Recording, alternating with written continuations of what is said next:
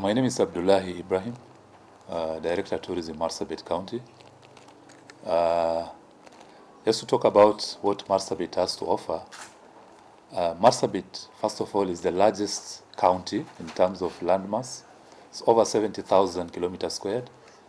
Marsabit starts all the way from Merile, going all the way to the Ethiopian border in Moyale, going all the way to Turkana, which also borders Ethiopia.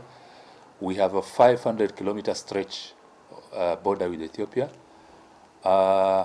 In Marsabit town, we have the Marsabit National Park, which is the home of Ahmed, the famous elephant, whose remains are found at the National Museums of Kenya in Nairobi. Ahmed, the history of Ahmed is very interesting, in that Ahmed is one of the largest elephants ever to be found in this country, with the largest tusks. And Ahmed was given a special presidential decree by the founding father of Kenya, Mzee Jomo Kenyatta. He was given 24 hours protection because of fear that poachers were going to target the elephant. So when Ahmed died, out of natural attrition, the remains were taken to Nairobi and they were kept at the National Museum. So Marsabit is the home of Ahmed. And right now we have a number of elephants in the Marsabit National Park. This is also the land of craters. We have 5 massive craters that are found in Marsabit. In Marsabit, we have a number of communities. We have 14 diverse communities that call Marsabit their home. So this is actually a place of where we have a blend of culture, different cultures, people who are very passionate about their culture. They still practice their culture in terms of marriage. There are communities that cannot marry just in the normal, the official way that we go through the church and all that. They have to do it traditionally. They have communities who are stuck to that. So we have such communities. And then from Marsabit, you go to the Chalbi Desert. This is the only true desert found in East Africa. By true desert, I mean this is a desert where you find sand dunes, you find oases in the desert. And this desert is dominated by a community called the Gabra. They are the dominant community in the desert. They are very passionate about their culture. They keep camel. When you go to Chalbi, you'll find camel caravans. People shifting. They practice the nomadic life. So you will find them traveling with their camels from one point to the other, looking for pasture. They go all the way to Ethiopia because we have these communities across the border. And then we have Loyangalani, which is on the shores of Lake Turkana. And for your information, 75% of Lake Turkana is found in Marsabit County. And the communities that reside in Loyangalani are the Turkana, the El Molo, which is the smallest community in Kenya.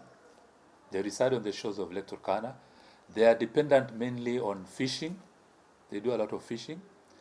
And then we have the Turkana, the Samburu, the Rendile, who are pastoralists, who also live along the shores of Lake Turkana. Inside Lake Turkana, we have a number of islands. We have the South Island, which is found in Marsabit. The South Island is a national park where we have a number of crocodiles there.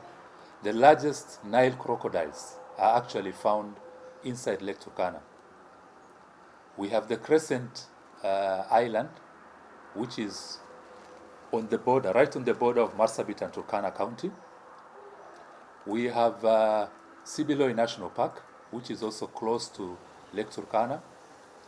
We have the Kubifora Museum, and that is why Marsabit is normally referred to as the cradle of mankind. That's where we have fossil remains of the early man, millions of years back. And that's where the Liki family used to do their research. So the Kubifora Museum is run by the National Museums of Kenya. And then at Loyangalani, we have the Desert Museum.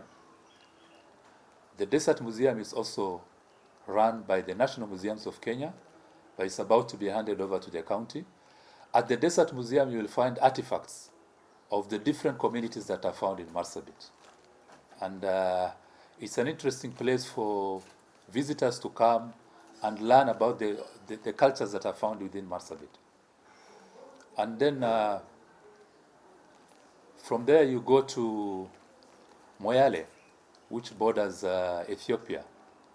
Moyale is mainly a business hub, a very busy business center, and across the border you'll be able to experience that culture of the Ethiopian people. Yeah? And then as you go to Moyale from Marsabit, you will pass through a desert called Didgalgalu. This is a bird watcher's paradise. It's also part of what we call the IBA, that is International Bird Areas. There are specific species of bird that are found in Didgalgalu Desert. And then further north to near Lake Turkana, you have the Mount Kulal. Mount Kulal Biosphere is also an important attraction area where you have a natural forest. This is where people go for hiking. And then we have the Ngurunet. Ngurunet is found near Lysamis. Ngurunet is also an important area where a number of tourists actually go for hiking. Yeah? Very beautiful features, rocks and mountains that are very eye-catching.